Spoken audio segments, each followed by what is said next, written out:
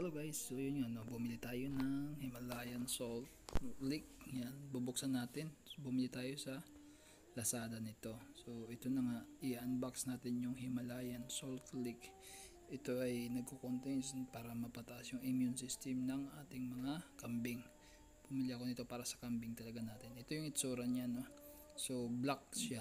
So black nga siya, no.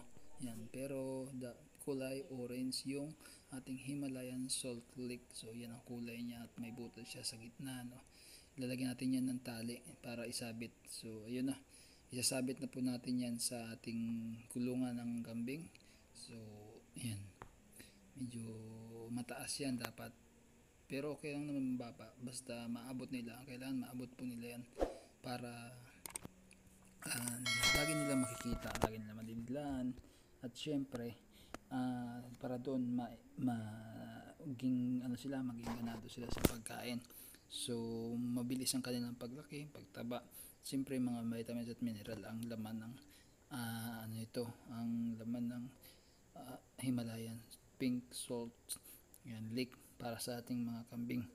So yun, sa lahat ng hayop pwede ito, basta laging kumakain yung mga hayop natin ng damo, ganon. Yan na siya. So tingnan natin, no, kung ano itsura ng ating Himalayan Salt Lick. So yan, nakabili na. Tingnan natin ng kanyang itsura, kung paano siya binitin, no. Ayan na, no. Ikita naman natin paano natin siya binitin. So papasubukan natin yan sa ating mga kambing. So kitang-kita nyo naman guys na dinilaan talaga agad ng mga kambing yan para ma-experience naman daw nila yan.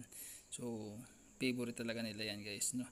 After nyan, ipapastol natin sila sa ating pastulan para makakain na po sila yan. Ganado yan sila, para pag nakatikim sila yan, gaganahan sila kumain, mabilis lumaki nga guys, no. Pinastan natin sila ngayong umaga. So don't forget to like, share, and subscribe para lagi kayong updated sa aking mga videos. Bye bye guys, maraming salamat sa mga nanood. Bye bye.